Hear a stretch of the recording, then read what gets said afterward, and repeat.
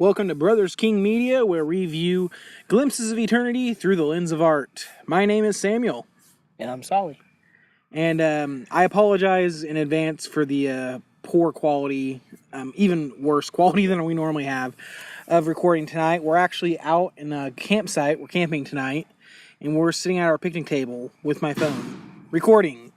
That also might explain why you hear other random noises in the background. People, bugs, campfires, the beautiful smell of s'mores. And, Wait, you and can't bug see spray. that or hear that. Oh, and bug spray.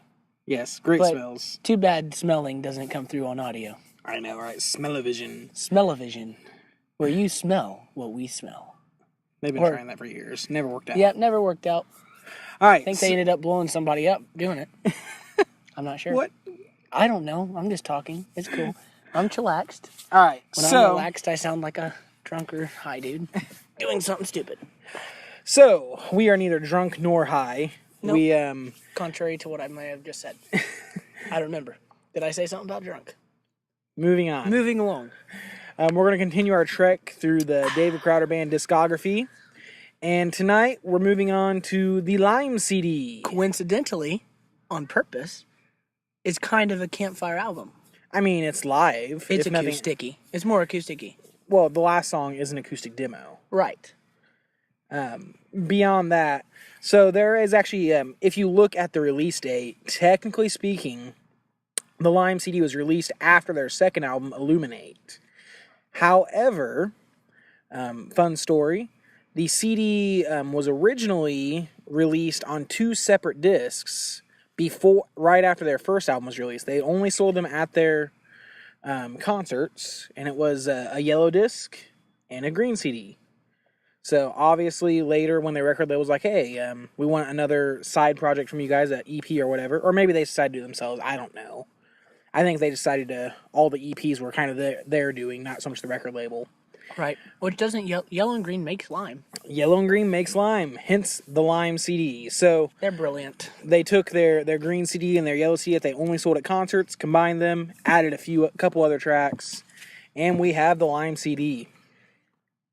So, actually, so the Lime CD, in case we haven't quite made it clear yet, is actually a live, well, parts of it are a live CD that they sold at their concerts. And there is actually no producer per se here, since it was mainly live recordings. It's just, for all intents and purposes, produced by the DavidCrowder Band. Right. And I will say, moving forward, I like the albums they produce themselves a lot better than the ones well, I take that back. The albums they produce themselves tend to be pretty good quality, though. Yes. So let's go ahead. I guess there's honestly, this CD's not too horribly long, so we're going to just jump kind of into the track listing here. So it opens up with Make a Joyful Noise. Written by Terry Butler. Don't know the name. I do know, I can see here in the credits, we don't have our normal internet resources, so sorry if our facts are a bit less than we normally try to do. So we can see here, Terry Butler, have no idea. I know it was originally written in 1993. And it was published by Mercy Vineyard Publishing. So, I don't know who they are. I've never heard of that. Vineyard Publishing actually sounds really familiar. I think I'll have to look them up later if I remember. Mercy Vineyard, remember that. But I remember, that name rings a bell. They produce, Sonic Flood stuff. Okay. I think. So we'll have to check it out later. I Will Not Be Silent. Which technically, Make a Joyful Noise and I Will Not Be Silent is two songs they kind of pull together in this song. And I Will Not Be Silent was written by DavidCrowder, and quite honestly, I Will Not Be Silent is the better of the two songs. Right. So, how did you feel about this kind of as an opening track? Make a Joyful Noise and both Make a Joyful Noise and I Will Not Be Silent are great songs individually, and I can see why they pulled it in, because obviously, making a joyful noise is the opposite of being silent.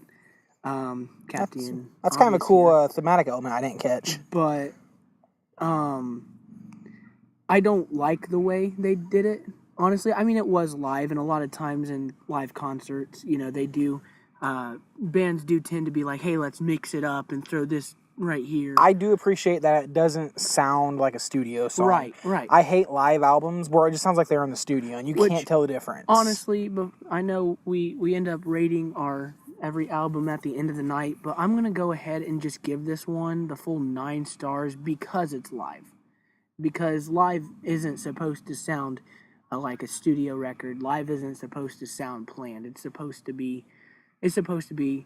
fun. We'll talk about more of that at the end. But, right. We'll see if you hold, after we talk about everything, we'll see if you still hold your opinion.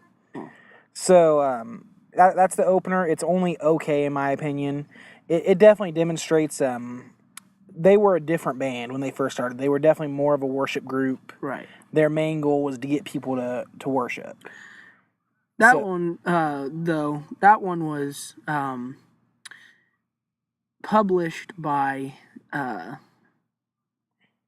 EMI CMG Publishing, which is Worship Together.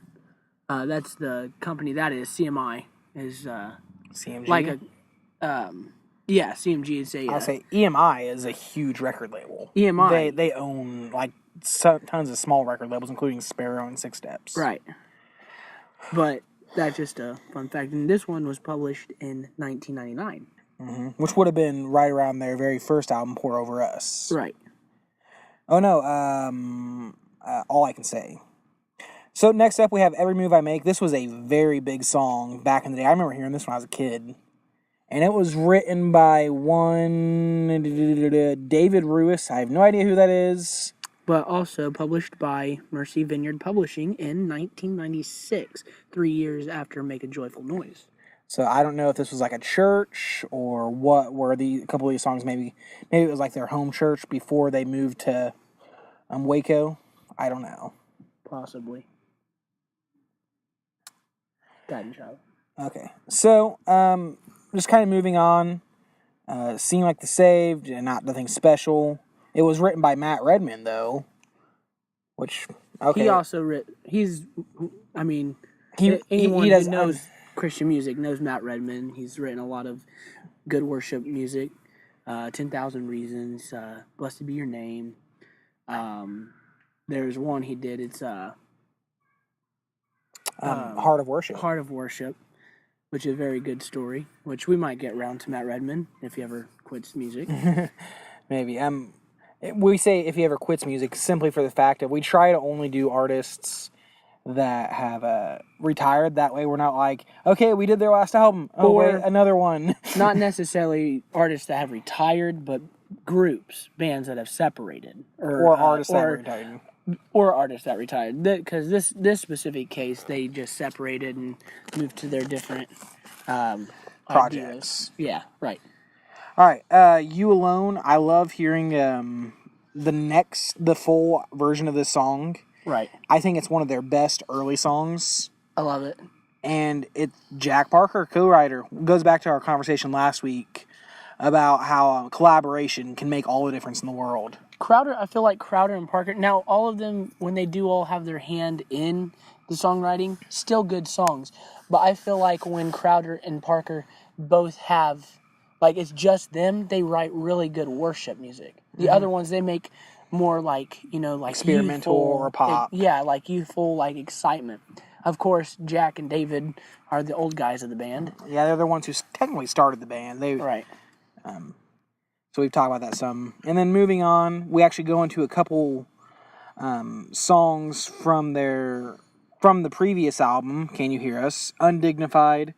Once again, it's kind of nice to hear the full version here because technically speaking on Can You Hear Us, it's a hidden track. Right. And then I Need Words, God of Wrath. My exact same points as last week stand on that, honestly. Now, Undignified was written by Matt Redman as well, which looks like it was produced published in 1998 by Thank You Music. Yes, Thank You Music. Don't you just love us reading the credits to you? PRS. Makes you feel like you're right here. Ooh, PRS. If that's what I think it means, that means that at this point, in these songs that PRS is written by, they're being sponsored, or they're being endorsed by PRS Guitars, with Paul Reed Smith, which is one of Jack's... PRS might be something else different, bub. Okay, like I said, if That's what I think it is. Which that would be really cool. That is one of Jack Parker's main instruments. He uses PRS electric guitars a lot. And then after that, that ends the live segment of the album. You can kind of tell where it's the first 3 songs are one side, the next 4 songs make up the other side. You can really tell how they go together pretty well. Yes. And then we get to my favorite track on this CD, End of October. Written by Mike Hogan and Jeremy Bush, a.k.a. BWAC. This is one of the first examples of the other band members getting to try their hand at this. And it's strictly an instrumental, which is kind of funny because one of our criteria for how we judge albums is by lyrics. And we might get into some instrumental albums eventually. And we're like, how do we judge this? Well, we'd have to take out the lyrical judgment. Well, I would judge the title as the lyrics. Right. That's what I would do. But also, sometimes you can get... Okay, this might sound a little bit like, weird or out there, but I am kind of weird and out there. When I listen to some classical music, I don't listen to a lot of it. I'm not into it very much, but I like to remember the classics every once in a while. Or when I just listen to random music without words, sometimes I will kind of like doze off, not really, but like kind of like fall asleep in the music, if you know what I'm saying. Yeah. And my mind will tell me stories in the music. I get you. So I get words from music. So maybe, that might be the way I judge it. Just saying. But moving on to more concrete examples, aside from the titles, a great example of instrumentals that kind of tell you stories.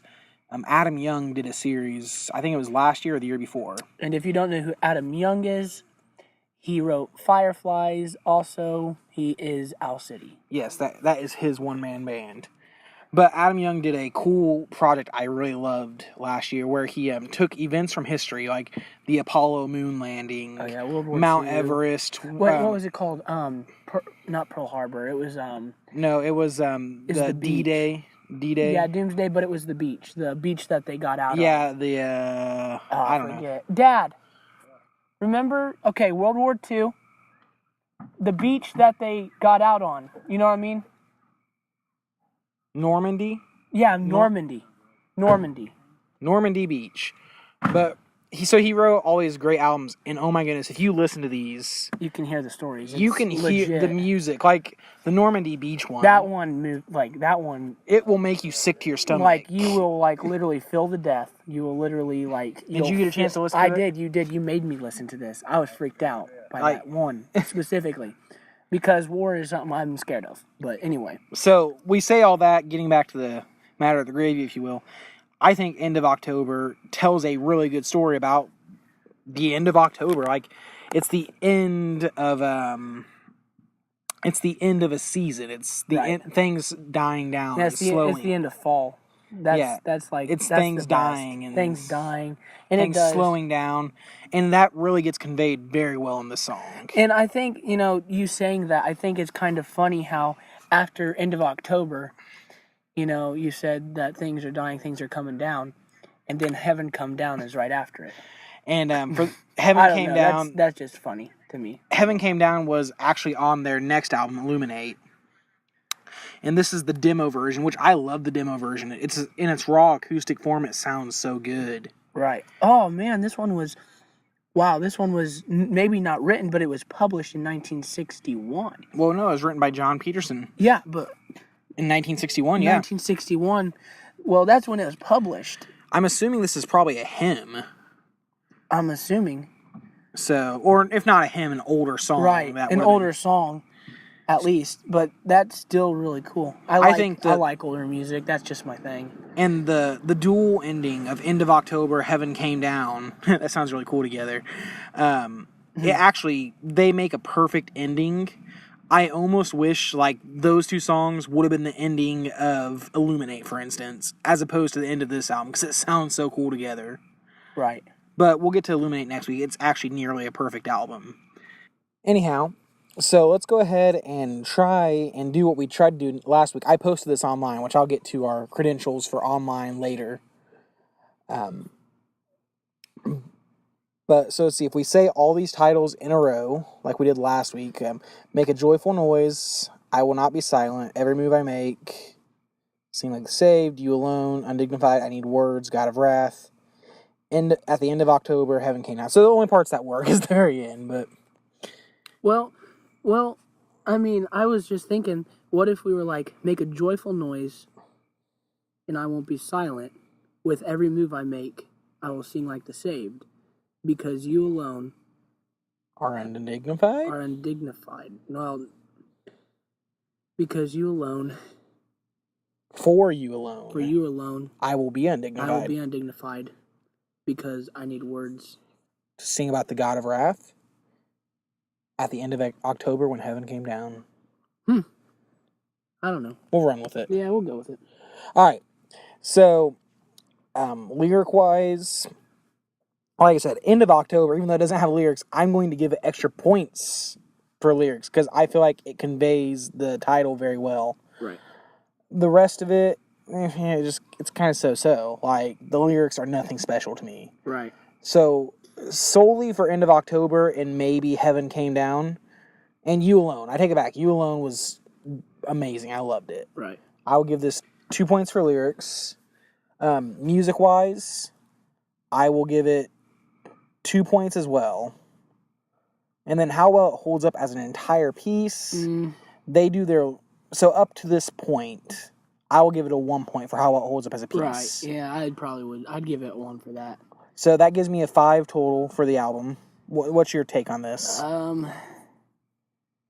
Music, I'm going to have to just give it a 2. And then lyrically... I'm probably going to have to give it a 1 lyrically because, like, several of these, as usual, are off a previous album. This is a, live album, so obviously it's probably going to be from their previous album.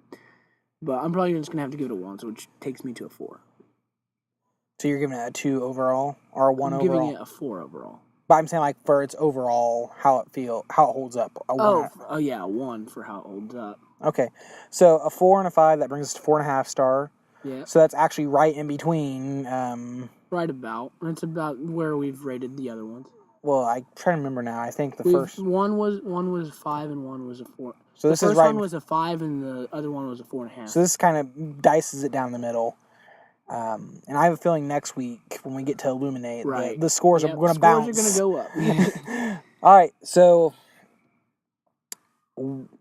that is the end of this podcast. Once again, my name is Samuel. And I'm Solly. Oh, and make sure if you want to speak to us at all, get our attention. If anyone's actually listening to this, please talk to us. I need friends. And all homeschooled. Check us out. You can email us at brotherskingmusic@zoho.com. Once again, that's brotherskingmusic@zoho.com. You can also follow and DM us at brothersking_media on Instagram. Oh, did you make an Instagram finally? Yes, I did. All right. And you can also check us out on Tumblr if you so wish, brotherskingmedia.tumblr.com. And if you have any questions, concerns, gripes, or complaints, or just suggestions on stuff you'd like us to talk about, etc., or just legitimate needs for yodeling, let us know. Rock on.